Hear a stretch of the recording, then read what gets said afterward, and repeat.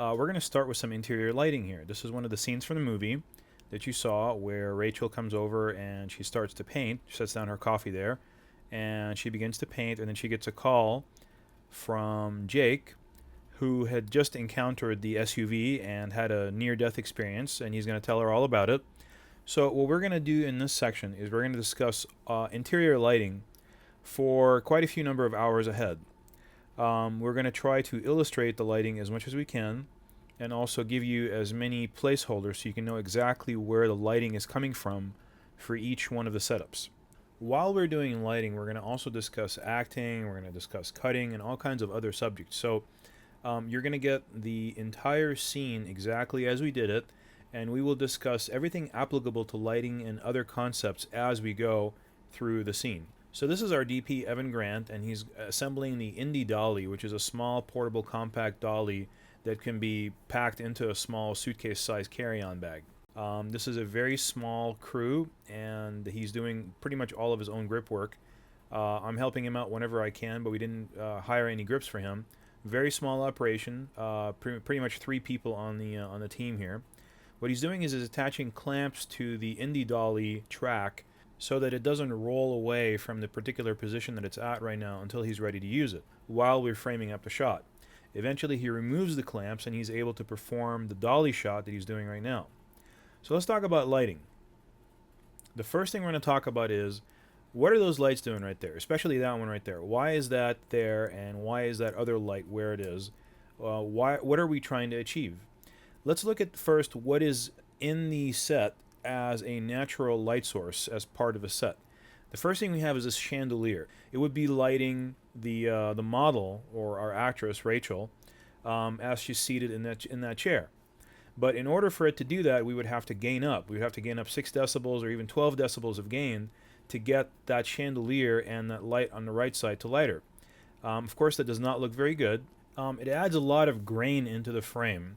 And what grain does is it degrades your image. It makes something that is being shot on a high-definition camera like this, which is capable of a very nice image, and it degrades it down to something that would be shot on a very low-resolution camera. So what you want to do is, you'll hear me again and again repeating in the course that I really don't like gain. Gain is kind of like a last resort, a final option when there's nothing else that you can do in the shot that's going to work. It degrades the image, it doesn't look good, and it's kind of really fake looking. It doesn't look like film grain. It's a whole different kind of thing. Maybe a little bit, 3 decibels might look like film grain, but anything higher than that is, to me, unacceptable. So the only way to cure that kind of ailment is to use lighting. And there's the lit shot. That's what it looks like when you light it. Now that you've been looking at the other shot, which had all that grain on it, when you look at this shot, it should hopefully make a huge difference. So how do you make it so that the light coming from that chandelier is mimicked by our lights? How do you make that light from that chandelier look like it's actually lighting her? Well, the light's going to travel down a path from the light down to her face, and we're going to illustrate that path. It's going to come from about the back 3/4 corner of her face, and it's going to rim light her face and her body. It's going to illuminate the rim of her face and her body. It's called the rim light. So we were going to mimic that lighting effect by using this particular KinoFlow fluorescent light. It's a very soft light, very nice, and you can turn off and on certain tubes inside it, the actual fluorescent tubes inside it, to diminish or intensify the amount of light that it's producing. It is actually what's producing this light right now. So if you like this lighting, that's what the KinoFlow light is doing. It's making that really nice rim light on the left side of her face. And again, when I say left side, I mean our left side, so not her left side of her body. So it's acting as a key light. Even though it is coming in from a back 3/4 and it's actually acting as a rim light, but because it's the brightest light on the set that is actually hitting her, and it is actually the light that's creating the major shadow on her, it's called the key light. The key light is the main light on the set. All those KinoFlow lights have tungsten bulbs in them, which means that all the bulbs, the fluorescent bulbs that are inside the fluorescent lights, are burning at the exact same temperature as normal tungsten bulbs that you would normally find in a tungsten fixture, like an ARRI light or some sort. Let's talk about the light that's creating that highlight on her hair right there on the right side. What is illuminating her hair and making it so that you can separate her from the background. You can see her how she's separated from the background. And separating an actor or a performer or a subject that's in the frame from the background means that you're actually outlining them. You're outlining their bodies so that they're not part of the background, so they're not the exact same exposure as the background. And the highlights are the white areas in her hair right now that are causing her to separate from the background. And later on you'll see that if those highlights were not there, she would not be separated from the background at all. The key light, of course, on the left side is helping a lot as well too, but the backlight comes in and really kind of makes her separate from the background as well, and it also illuminates her hair, otherwise you won't really be able to see her hair. So let's talk about how we actually created that backlight. There's the light right there. It's a light panel, which is a battery operated light that has quite a few number of LEDs in it, light emitting diodes, and they normally emit, this particular light normally emits a daylight temperature light, but we added that orange gel. That's why it looks kind of orange on the outside of it, because we added an orange gel to make it match with the rest of the lights that are in the set right now. So let's see what this light is actually doing right now. When we dim it up, you turn it on, it's creating that highlight on her hair right now. You can even see it from this angle. It's not the angle that we intend to be shooting from, but even from this angle you can see that when it gets dimmed up, there are these highlights that are generated on her hair, and when it gets turned off, they go away. Here they are coming back on right now. So you can see exactly what the light is doing. Now, that's the light path that it's taking. It's coming in from the top left-hand side right there. So here it is from the camera side, and there's the beam path. It's coming from the top right-hand side of the frame, and it's creating those highlights on our hair. Later on, we're going to go ahead and turn it on or off, and we're going to see exactly what it's doing when you turn it on and off. But first, let's go ahead and see how we mounted it up there and outside of the frame. You can see this ingenious mounting that Evan devised here, where he used a Cardellini clamp to clamp to the molding of the door. Then he used the grip clamp from Matthews to go ahead and attach the light panel right out of the frame on the right-hand side. Now, you can see the way the Cardellini clamp, the little Cardellini clamp right there, is connected directly to the molding, and at the same time he attached it in such a way that it does not damage the molding too. And when we went ahead and finished, setting up that light, and we started doing the dolly shot there, we noticed that right towards the end of the dolly shot, you could see it just a little bit. So we had a choice at this point. We could either tilt down the tripod towards the end there so we can't see the top there, or we could actually move the light back even further on that grip clamp. What we actually found to be the best solution is for us to both tilt down just a little bit on the final frame and move the light back on the grip clamp just a little bit more so it's even further out of the frame. So here's the new frame right now. We're going to go ahead and do the other dolly shot. This is the one right after the rehearsal dolly shot.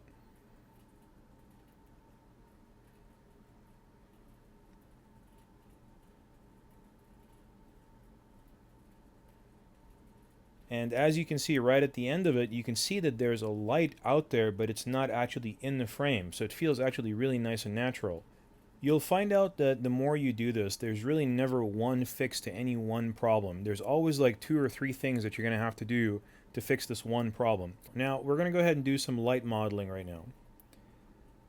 This is key plus fill plus backlight. So we've went over already what the key and the backlights do. But what is that fill? What does the fill do? The fill light does exactly what it sounds like it does. It fills in the shadows that are created by the key light and the backlight. It usually comes from directly above the camera to the right or to the left side, and it actually comes in and fills in all the shadows so you can see the performer's face, you can see their features, you can see their eyes especially, which is the most important thing. Generally, 9 times out of 10, the fill light will be a very large, soft source. So it's going to be a large, soft light, and it's going to be not quite as intense or as powerful as the key light. The key light's always going to be more powerful, more intense, so that it creates the major shadow on the performer or on the subject that's actually in front of the lens. Depending on the type of lighting contrast that you're doing, you might actually need a very, very bright fill. But the only important thing is that it has to not really create any new shadows, because once it creates new shadows, it kind of becomes its own key light, so to speak. And you want to try to avoid as much as possible creating new shadows by controlling the intensity and the size of the fill light. So we're going to show you how to do that. Nothing is going to be mystified. We're going to show you exactly how to do that in the rest of the series. But now we're going to go ahead and just show you where to position a KinoFlow fill light and what intensity to have it at. So this is a KinoFlow ballast. And what a ballast is just a glorified name for a power supply or a DC converter. It takes AC current and it converts it to DC current so that the fluorescent light can operate. Now this KinoFlow ballast is more special in a very certain way. First of all, it allows you to turn off individual tubes. You see those two switches on the left side. Each one of them controls a separate tube. So you can turn off and on one tube at a time. There's also another switch on the left side that says 2 foot, 4 foot. What that does sends more current to the bulbs because they're 4 feet long as opposed to only 2 feet long. But if you have 2 foot bulbs like the ones that we have right now, flipping that switch up to the 4 foot setting will give you a little bit more boost of power if you need it. We didn't really use it here, and what it does, it actually shortens the life of the bulb, so you really don't want to use it very much. But you know, kind of as a last-ditch effort to get an extra little bit of light out of a KinoFlow 2 foot bulb, you can kind of flip that switch to the 4 foot and get a little bit more of a boost. Not recommended though, because it shortens the life of the bulb. So here we go. We're going to go ahead and switch them off. This is switching off the fill light, and there's the direction of the fill light. There's where it's coming from, and it's off. Now this is just key and backlight now. This is just key and backlight. We'll go over all the stuff again, so don't worry about it. We'll go back through this at least once more. So now what we're going to do is we're going to show the position of the key light again. So that's where the key light is coming from. It's coming from the left side. That's that 4-bank KinoFlow light. We're going to go ahead and turn off all 4 banks at the same time. There they all go. All the bulbs are being turned off. And there goes the key light. Pretty dark. Without the key and the fill, it's pretty much a dark set. Now there's the backlight. It's still making the highlights by itself. We're going to go ahead and in a second here dim down that backlight and show you what's going to happen when you turn off the backlight. So here it goes. We're dimming it down right now all the way off. And there it goes. So that's the set with no lighting from us. No professional lights. This is just a chandelier on the top left hand side and that soft light on the right hand side of the frame that are just practical lamps. They're just part of the set. So we're turning on the fill light again. There's the fill light. So this is the intensity that we had the fill light at. So this is the image with just the fill light. No key, no backlight, just the fill light. You can see what the fill light's doing just by itself. So we're going to turn on the second bulb and then back to just one bulb and then second bulb and one bulb. So you can see the difference and why we selected to only turn on just one bulb, because only one bulb gave us that feeling like the chandelier is actually lighting her. With the 2 bulbs, it just felt too flat, it felt too lit, but that was just our opinion. I mean, you know, it might be different for you when you're doing it yourself, but just our opinion was that we liked it with just one bulb. So if you have 4 bulbs in the key light and you only have 1 bulb being turned on in the fill light, that means you have 4 times more power coming out of that key light. The key light is also closer to her, whereas the fill light's even further away. So you have even less power that's being generated by that fill light that is actually reaching her than from the key light. So the key light is at least 4 to 6 times more intense than the fill light in this particular situation. But for us, it felt natural for this environment. So here comes the fill light coming back on, and you can see that there's a shadow in the background. This is when we have both bulbs on, and that's one of the reasons also why we turned down one bulb, because we didn't really like that shadow being there. It just didn't feel natural back there. Remember, one of the jobs as a fill light is not to create new shadows or to create extremely soft shadows. Now let's go ahead and see what it looks like with no fill. This is just keyless backlight. Now we're going to turn on the fill again, on and off. This is brighter. This is too bright. And we're going to go ahead and turn it back down to normal level, and then this is going to be the key down. So this is just fill plus backlight. This is just fill from backlight. We lose that highlight on the left side of her face, which was creating a nice shape to her face and kind of rimming the side of her face and separating her from the background. So this is now just a backlight. No key, no fill, just backlight. You can see exactly what the backlight does by itself, but then you can also see what you're missing with the key and the fill. So you know, if you had used just gain on here, it wouldn't have looked very good. Even if you had just used the backlight, it just wouldn't look good. It's a key, fill, and backlight combination, that basic 3-point lighting system that really ends up working for you. So now we're going to talk about gain. So this is the scene with absolutely no lighting whatsoever, and we're going to go ahead and gain up slowly here until we hit 6 decibels gain. And we're going to look at the scene just with 6 decibels of gain. You can see that we lit her pretty much exactly the same way as if she was lit by just those lights, the chandelier and the actual practical right there on the right side. When we go to 12 decibels gain, you can really see it working for you right there.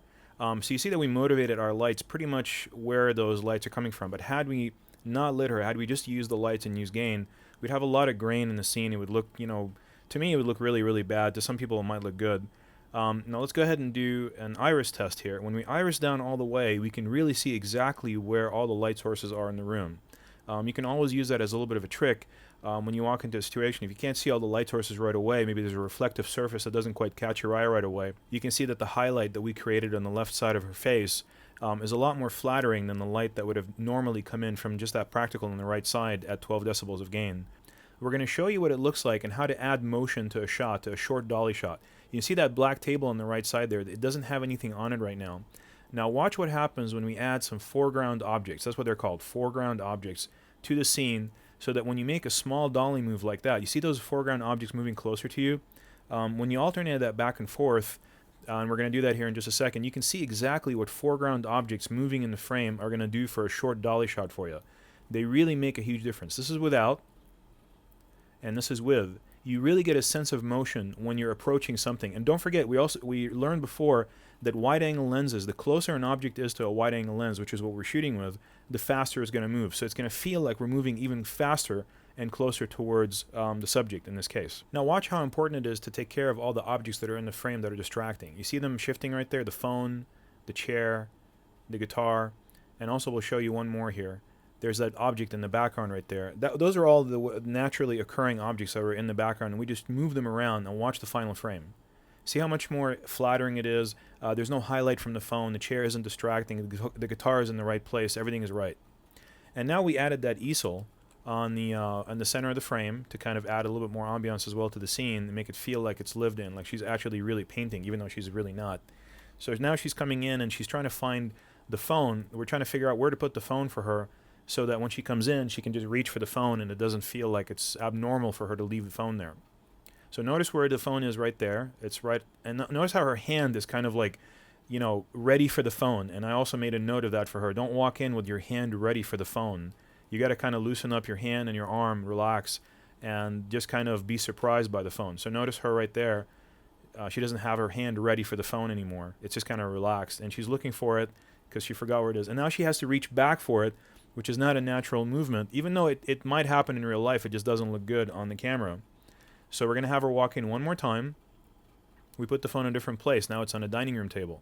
That didn't look good either. It just didn't feel right. Like, well, she was walking there, and all of a sudden the phone rang, and it was just too opportunistic. It was too, regulated. It just wouldn't happen that way.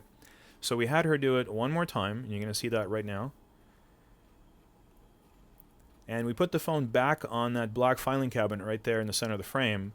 But what we told her is that we're going to go ahead and have her sit down first. Notice how her hand is also ready for the phone again. So she went back to doing that.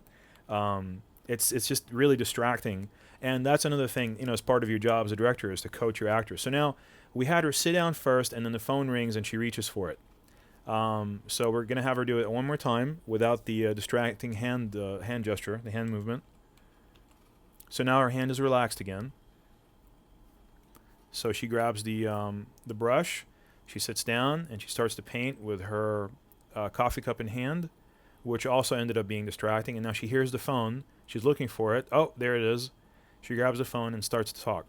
That's how that's how the basic building blocks of a scene, how you slowly establish something that feels natural. Because you don't arrive on the set almost ever knowing exactly what you're going to do. You just kind of discover it as you go along. And here we go, we're actually moving the dolly on a dramatic moment. So we're waiting for him to tell her the bad news, and as soon as we do that, we start dollying in. That's dollying in on a dramatic moment. So it increases the drama of the scene. And also, mind you, you don't always have to have your other actor in the set like we did over here. We were fortunate, we had David Lee over there right in the set to talk to her, but you won't always have that. The other actor might be, miles and miles away and he can't come in. So here we go, one more time. We're giving her some instruction right here. Control the camera So essentially, what we're gonna do is we're gonna have you enjoy what you do, and you're gonna come out and actually. This is the one thing that you wait for all day, so you can come home and do this. So you have to. This is something that you really enjoy doing, and then when he tells you, I almost got killed, that's when your psyche changes over and you become depressed. And you kind of, I have to just kind of see it in your face, that change. So essentially, what I told her is that she has to come in kind of like she's enjoying herself. This is her time alone. This is her time to enjoy herself and do her painting. And only when he calls her and gives her the bad news, that's when there's a shift in her personality at that point. That's when there's a shift in her character, and she starts to sympathize for him, and you understand more that she actually cares about him and she doesn't want him to be hurt. So at first she's nice and happy, everything's great, and then when she finds the phone, at first she's really happy to hear from him. That's naturally because she really wants to talk to him. And of course, it didn't work out in this first take, but you'll see on the next take it really did work out. So at first she's happy to talk to him, but then when she hears the bad news, she drops the coffee cup, and her demeanor changes. Kind of like a black cloud starts circling overhead, and we start also dollying in with the camera to add the dramatic moment, to add the dramatic impact of the moment. So now she comes back in and she's going to go ahead and carry that out. And we added a little cup on the bottom right hand side, bottom center actually of the screen, for her to kind of put the brush in, get all the watercolor out or the whatever paint she's using, latex paint. And so she sits down. She's pleasant. Everything's great. So now she reaches down to kind of wet the brush and get the latex paint going again, which just adds more realism to the scene, even though she really isn't painting anything. It's just a blank canvas. And we also changed her body posture so it's more relaxed. And she finds the phone. She starts talking. And again, she still doesn't start doing that whole thing where I wanted her to change her demeanor when he gets on the phone and tells her the bad news. She's still not kind of happy with what she's doing before he calls her. It still doesn't come through. It comes through as her just being kind of there and kind of doing what the director is telling her to do at this point. It takes sometimes your actors a couple of extra takes to really gather their strength for this character, and then you'll see in the next take how that happens.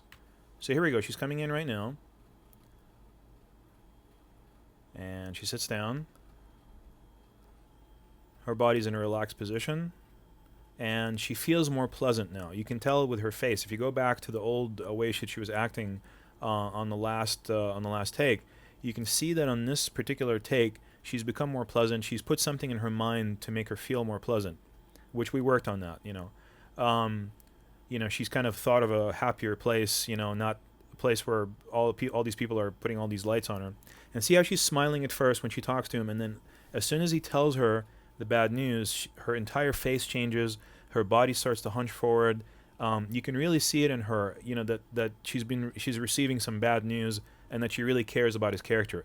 And the worse it gets, the more she hunches over, the more it's a natural reaction. It's called it's a gut reaction. When you are dealt bad news, your stomach kind of tightens up, and you start to hunch forward a little bit, like you can't believe what you're hearing on the phone.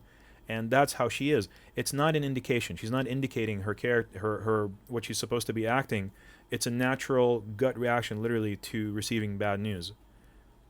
Okay, now we're going to listen to some different audio samples, and you can hear the differences between different ways to record audio on that set and how they sound differently in a room like that with hard walls. Here we go. Hello? Rachel. Hi, it's Jake. Hi. Are you okay? No, I almost got killed. What? What happened? I was riding my bike home from work and this truck came around the corner and almost ran me over. Oh my god. Do you need me to take you to the hospital? Hello? Rachel. Hi, it's Jake. Hi. Are you okay? No, I almost got killed. What? What happened? I was riding my bike home from work and this truck came around the corner and almost ran me over. Oh my god. Do you need me to take you to the hospital? Hello? Rachel. Hi, it's Jake. Hi. Are you okay? No, I almost got killed. What? What happened? I was riding my bike home from work and this truck came around the corner and almost ran me over. Oh my god. Do you need me to take you to the hospital? Okay, so as you can see, the mix is actually, to me, the best combination. When you get the warmth of her sound through the lavalier and also get the ambiance of the shotgun microphone, which gets that room tone in there. So when you can mix audio like this for one or two people, it feels really nice. It sounds really good. So now we're going to go ahead and switch to lighting her close-up. And this is with higher intensity on the 2-foot fill, lower intensity, more 2-to-1 contrast, a lot nicer. That's one less bulb, that's no fill whatsoever. One bulb, two bulbs, high intensity, low intensity. This is true. Cool, that's good. Okay, so we got a sense of, the set communication there happening between me and the DP. And now I'm going to communicate with the actress and give her some instructions on how to kind of modify her behavior a little bit and modify her body positioning. And action. Relax your shoulder a little bit. Relax your right shoulder. Yeah, there you go. And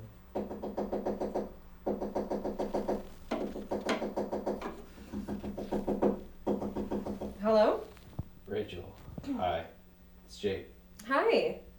okay, so you got a little bit of the set interaction between me and the actress, and also you got a sense of what we're using as an audio cue for her to pick up the phone. We didn't want to ring the phone every single time. It kind of didn't work out for us to do that, to call the phone and actually have a phone ring. So we would just knock on the door, or knock on the floor to give her an audio cue to pick up the phone. And you have to do that for your actors. You have to give them an audio cue of some sort. You can't just expect them to pick up the phone at a moment's notice or just say, okay, phone ringing. Give them some kind of an audio cue that doesn't involve you talking to them, because your voice as a director is always going to have authority to it, and you don't want it to come out at inopportune moments. Here's one more take that we did where we used flatter lighting. You can see the fill light coming on and off right there, and we used a lower lighting contrast between the key and the fill. So the fill is brighter here in this shot than it was in the last shot, and we did that just to kind of get one last take, just in case we noticed that the one with the fill at half intensity was just not, was not bright enough to see her facial expressions and her action.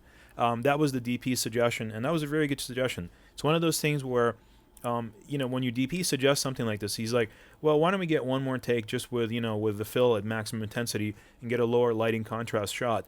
You really want to listen to these kind of suggestions. He's not telling you to, oh, let's do a cool shot. He's giving you technical advice that you always want to build on and always listen to and always evaluate. And, most of the time when you have an experienced DP, he's probably going to be right. And I would say take it under advisement. Okay, this is Rachel's apartment dining table scene. We just moved to the other side of that easel, further down the line, closer to the door. And we're going to take a look at a pan of the set first and kind of get a sense of exactly what's going on in the set. Here's the entire set. You can see the key lights up in the top left-hand corner. We have a practical right there on the left-hand side. You can see all of our gearboxes there, Kinoflow and all the other gearboxes that we have there. We just kind of put them out of frame so we don't see them. There's the easel from the last shot, and there's the other practical. And now we're going to do some white balance checks. This is at Cinelike V Cinematrix with the HVX300, and now we just switch to Warm Card's warm half white balance. You notice how it's a lot warmer and nicer. It's kind of easier on the eyes, more fitting to the scene. This is just a preset 3200 degrees Kelvin preset tungsten white balance. You notice you lose a little bit of that warmth and color, but it's more natural. I guess it's more what the scene is supposed to look like. There's a warm half again, white balance. This is what we ended up going with for the scene because we like the warmth of it. This is our professional monitor that we were using on the set the entire time. And we were also looking at our waveform monitor on the bottom right-hand side of that monitor to make sure that we weren't, kind of blowing the whites or the skin tones weren't too dark. There's our DP, and he's preparing the camera. You notice how far away it is from the actual action. We did a dolly shot in this one as well, too, and you'll see the dolly shot. Let's talk about lighting right now. The top left-hand light right there, that's the key light, and you see what kind of light it's throwing right there. It is very flattering, soft light. It's coming in at the right angle, but it's mimicking the action of this chandelier. That's why we had the light up high on the stand and not lower, because it's mimicking the action of the chandelier. The chandelier is supposed to be making top light, which normally would actually make these deep set shadows on in the actor's eye sockets, which wouldn't look very nice. So we put our light a little bit off to the side, makes it feel like the chandelier is lighting them, and then we also tinted our light with quarter CTO, that's color temperature orange, And adding that gel to our light made it come down in color temperature a little bit lower and match that chandelier a little bit more naturally. And you can see it actually working right there. These are large gels, of course, that you would use in these lights. They're 2 feet wide. And so the light's going to be pointing in that direction through the gel, and that's the light path. So it's coming at about a top three-quarter off to the left as well too, and it's going to be hitting the actors. You can see exactly what it's doing to their faces and their bodies right off to the left side right there. That's the direction of the light when you look at the actors. And so you know exactly where the shadows are coming from on their necks when you look at that light now.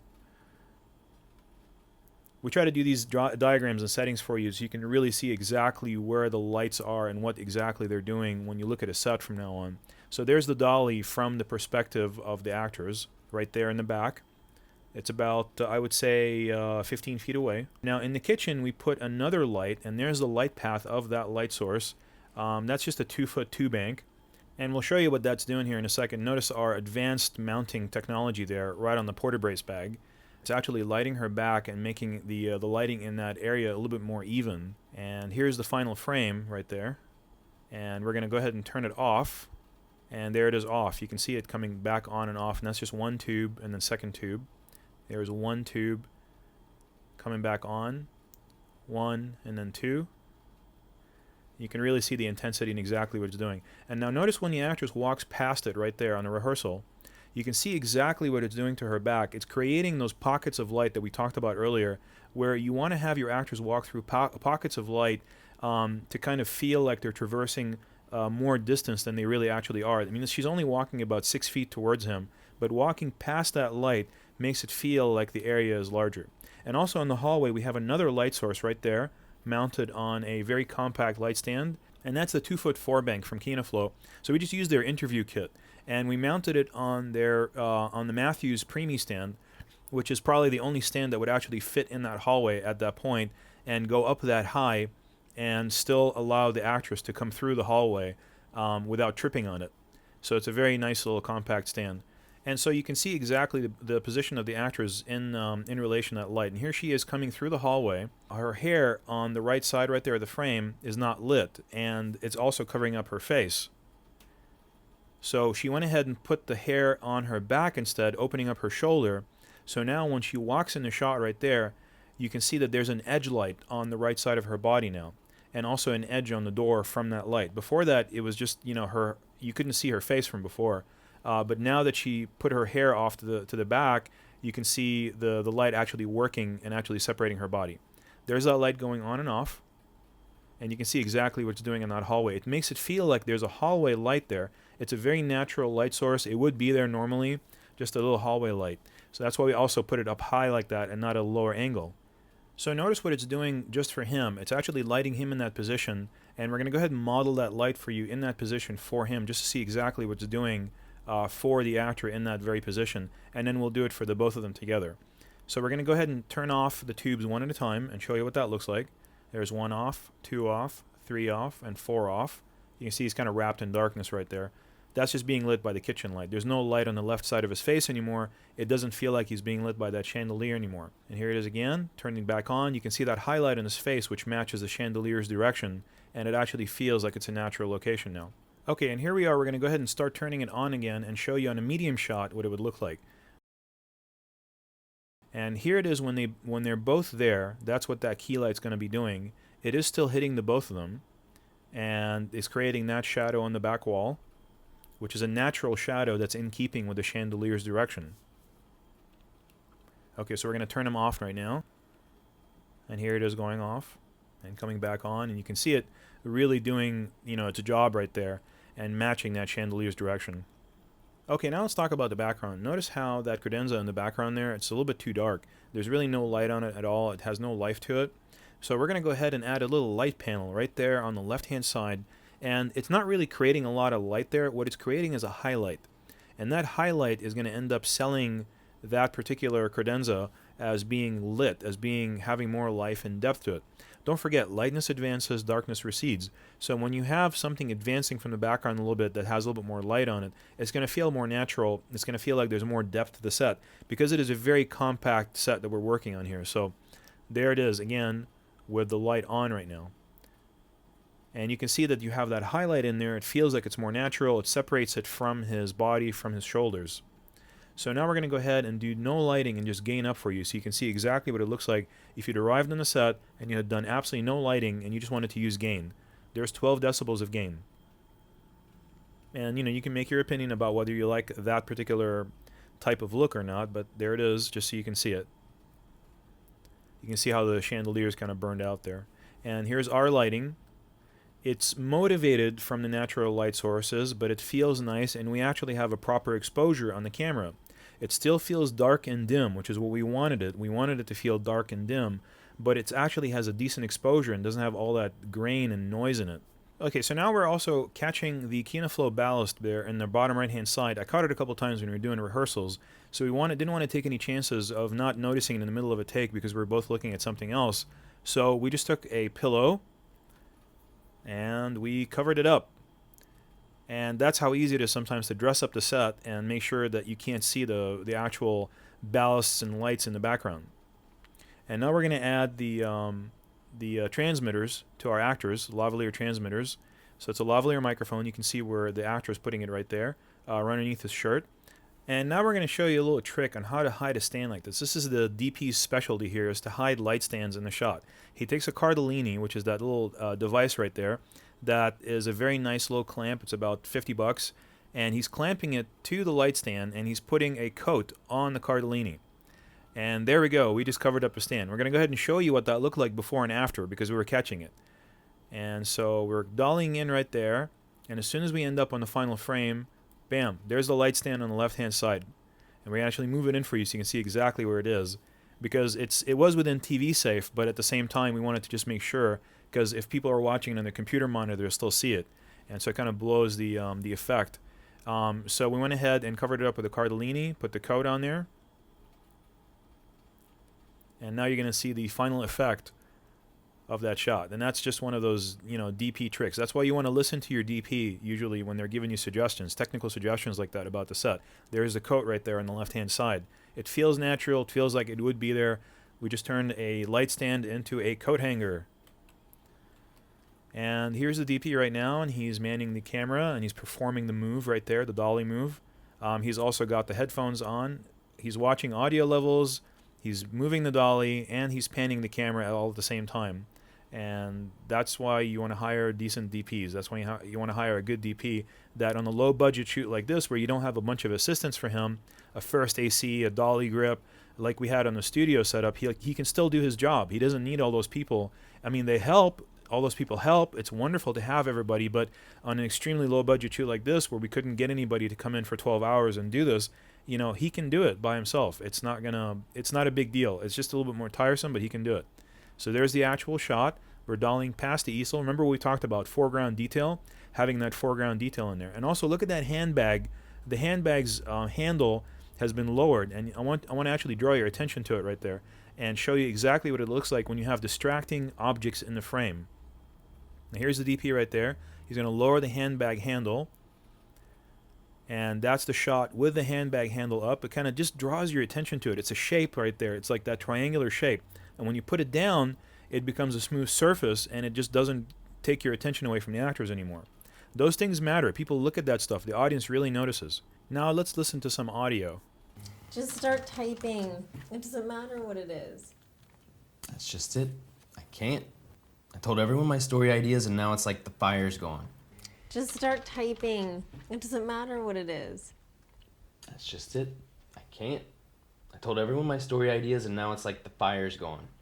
Just start typing. It doesn't matter what it is. That's just it. I can't. I told everyone my story ideas, and now it's like the fire's gone. Just start typing. It doesn't matter what it is. That's just it. I can't. I told everyone my story ideas, and now it's like the fire's gone.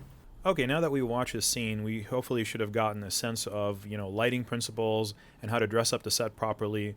And now we're going to move to the log line scene. This is when he tells her that he's going to make up a log line for his movie. And the first thing we're going to talk about is lighting. In this particular scene, we had two separate setups completely, her and him, and they were separated from each other, unlike the last scene. So we had to light each of them separately. She just needed a little bit of light because there was a lot of ambient light coming in from those two torchlier lamps on the left and right hand side of the frame. So we just had to kind of balance with those and add some more light to her that comes from that direction to make it feel more genuine.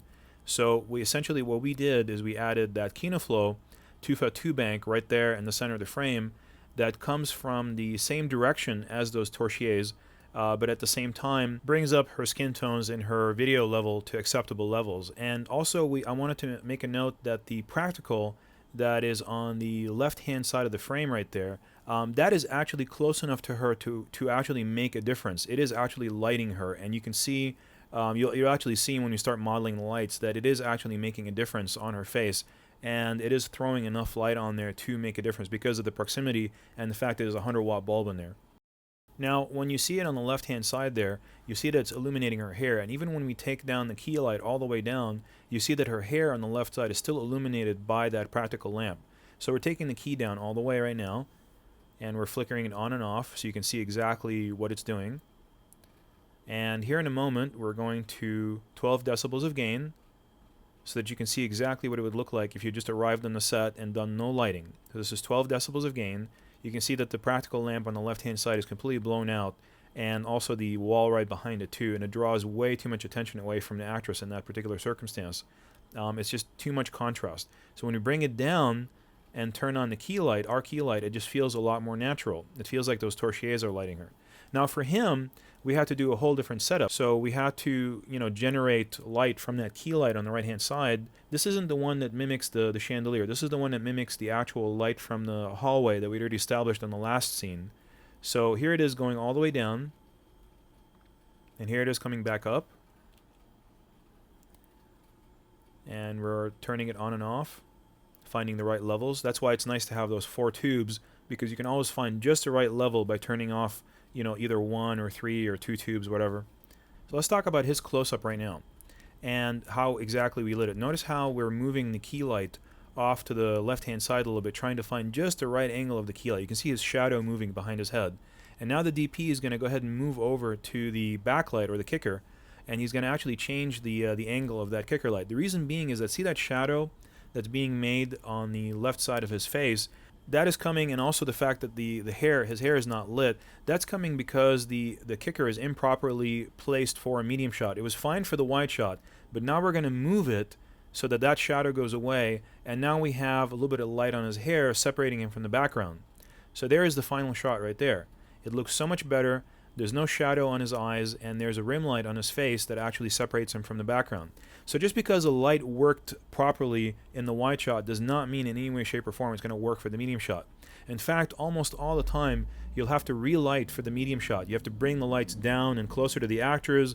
You have to move the kicker lights and the backlight so they're in better positions and they're not too bright. You just have to finesse the medium shots and the close-ups, just to kind of get better quality lighting out of them.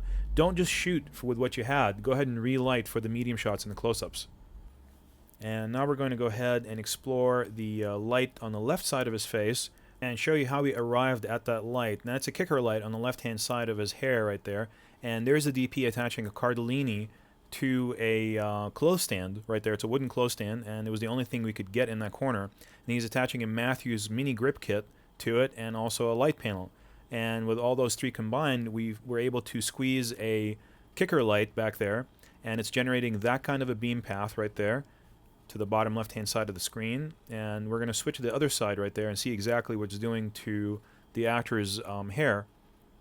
And you can see as we take a look at it right there, the beam path is illuminating that side right there, and you can see the light from it right there. And also don't forget, we put some CTO gel in it right there, orange gel, to make it match the rest of our lights so it doesn't feel out of place. And there's a DP right there, and he's going to go ahead and turn it on and off for you to show you exactly what it looks like. There it is off. So you can see he's just part of the background. There's no light on. There it is back on again. You can actually see his hair.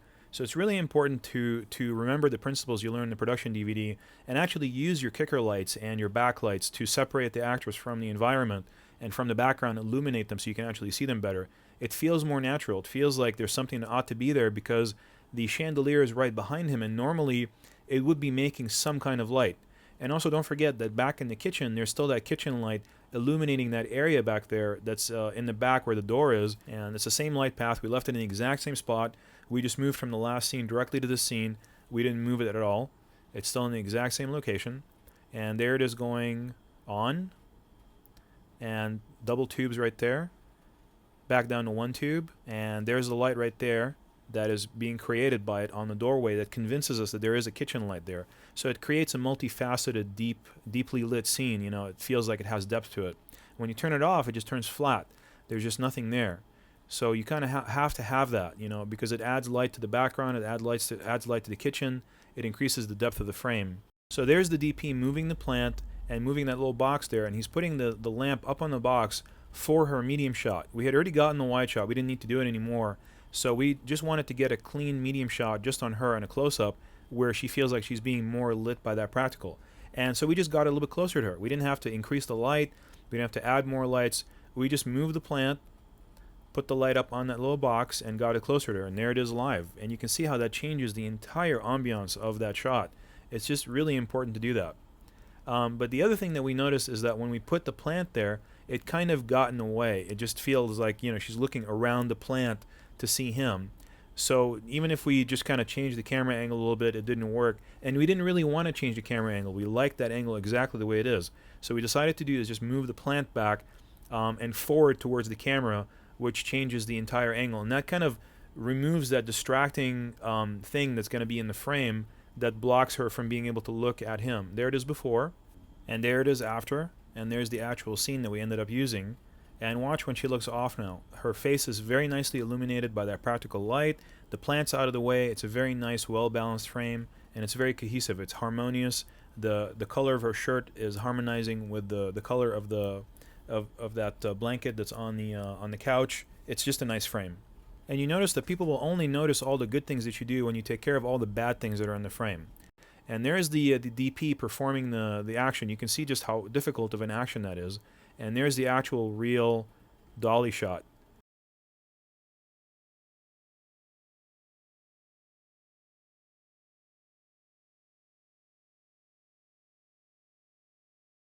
So the cable was getting in our way, so we just use a little bit of Velcro right there, and that way when he does the actual move, the cable doesn't get tied up underneath the Indie Dolly's wheels, and he can actually perform the move a lot easier. This is another safety shot that we filmed where we did a dolly on just the actor by himself sitting in that position, just in case we needed it later on for pacing. Maybe she's in a different part of the apartment and he's just there by himself, or we were creating some kind of audio segue or audio cues for him. It's always good to do that. While you have the dolly set up and while you have the shot set up, just do one more move, do one more action, one more take, just to make sure you've got coverage of a scene. Even with just one of the actors, you never know how you're going to use it later on in the future. Another thing we could have done is just had him wear a different outfit, like this is a whole different day.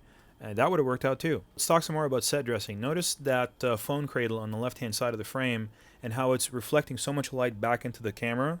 And we're going to go ahead and turn that phone cradle so that it doesn't reflect as much light, and we actually see the gray side of it instead. It's just a minor thing. I mean, it feels minor, but it really is a major thing. Whenever you have chrome or reflective surfaces, make sure you mind them. Notice also when we cover up those cables, those distracting cables behind the table right there, that way when you see them, it's not these cluster of cables that are distracting you underneath the table, but just a pillow and nothing more. Now let's talk about blocking and her body position right there. Let's see her body position as it is right there. Now see, that's just a little bit more of a compact frame. It feels nicer and more natural. Just the fact that her foot was right there in front of the camera, it didn't feel right.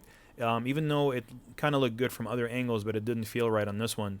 So we had her kind of draw her legs back so that, you have to modify your actor's blocking sometimes in ways that are kind of weird, because in this particular case, the reason I did that is because of the foreshortening. It just felt like her foot or her leg was just so much larger than her face, and it just didn't feel right, so we had to have her draw her legs back. Now let's talk about eye lines. See how she's looking off to the left-hand side?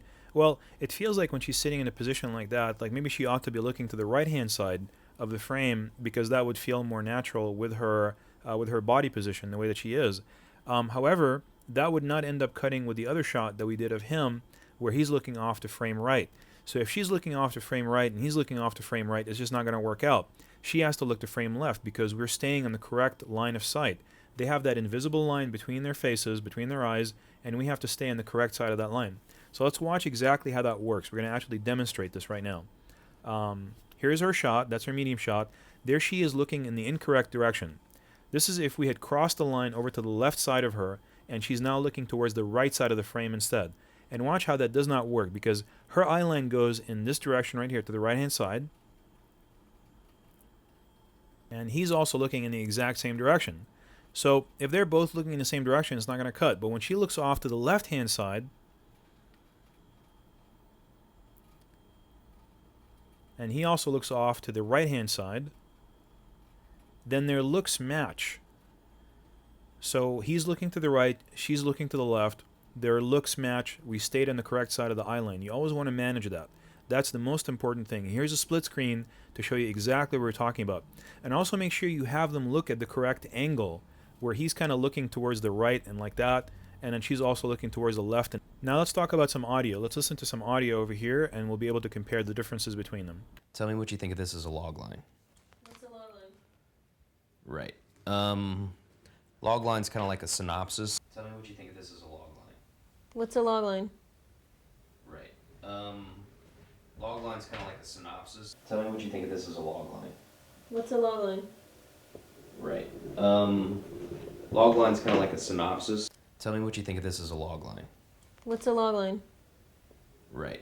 Log line's kind of like a synopsis. Okay, now that we watched that, you can make your own opinion about which sounds best to you.